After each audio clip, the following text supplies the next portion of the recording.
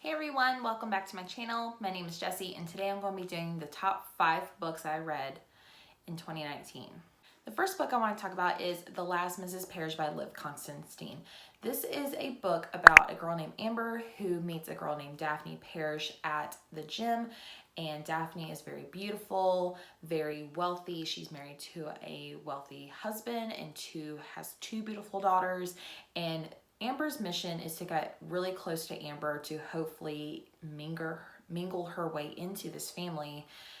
And she has very odd motives of why she does that, and this book is kind of hard to explain without giving too much away, but she tries to get into this family's life to kind of make her life better because, you know, they're rich, they're beautiful and stuff like that, but not all that appears to be on the outside is what it seems on the inside. So definitely go check this one out. I definitely highly recommend this one.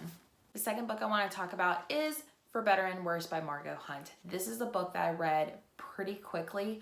I was on my way to Colorado in October, and this book just was such a fast read for me. It was a page turner.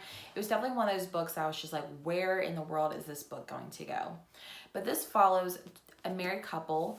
Actually, their names are Natalie and Will. And the first chapter starts off with them being in law school and they're on their first date and they're talking about how, you know, they could probably get away with the perfect murder. You know, flash forward, you know, so many years, they're now married.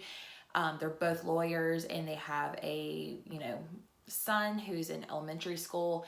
And turns out that they get informed that the principal at their elementary school was actually arrested for possible charges of child abuse, and it sparks up a conversation within the community. And when Natalie, the mother, confronts their son about it, they soon find out that their son is actually possibly a victim of the sexual abuse from their principal. So now Natalie and Will want to take matters into their own hands because they know that putting their child through the legal system to, you know, get justice is just going to be a traumatic event for their son.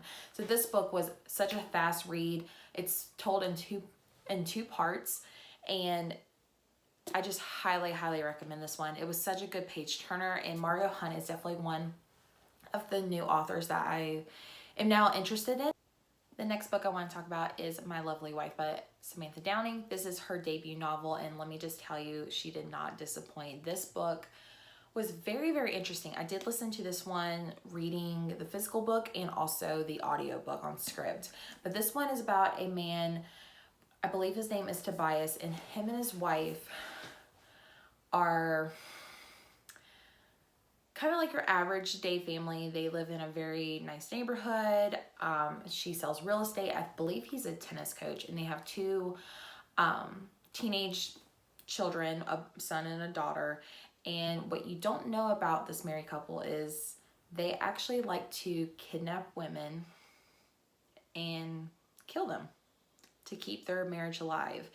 And it's definitely described as like Dexter meets the San Clarita Diet, and it's very on par with that description. So this, I don't want to give too much away because that's basically the gist of it, but it's really great.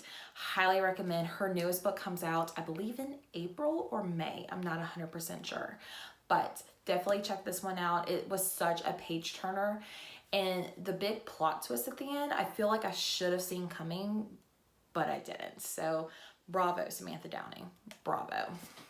The next book that I want to talk about is probably my favorite that I've read this year. It's gotten a lot of hype. It's won some book awards and stuff like that, but it is The Silent Patient by Alex Michaelides. This one is a very interesting case. It's about this guy named Theo. He is a psychotherapist. He takes on this new job at a mental institution, and his main priority is to study and be a doctor for a patient there by Alicia Berenson.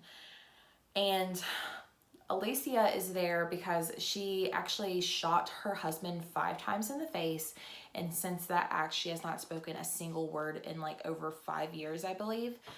So he's trying to get her to speak and figure out exactly what happened.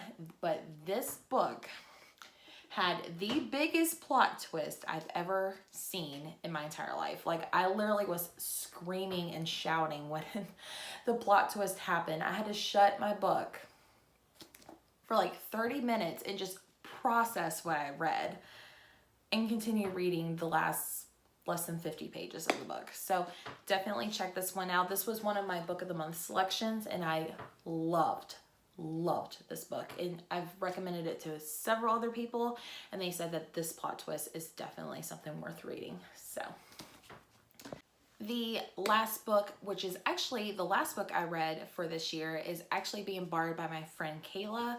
So I don't have the book here, but I will pop it up here on the screen somehow. But it is Verity by Colleen Hoover. I've never read a Colleen Hoover book, which she writes a lot of like smut and romance books. But I saw Verity traveling all across the internet, and I was just like, what is this book about? But apparently it's her first debut into like the thriller suspense books. So I actually got it as a Christmas present, and I read it and I absolutely loved it. And I liked that it was a little bit more of a thriller romance than just a typical like psychological domestic thriller. So it was definitely one worth reading. I think I ended up giving that one a 4.5 star. All right, guys, that is all the books that I read in 2015 that I absolutely love to make my top 5 list. Let me know in the comments what you think. Also follow me on Instagram. It's at readingwithjess_, and don't forget to subscribe for new content. I will talk to you guys later. Bye.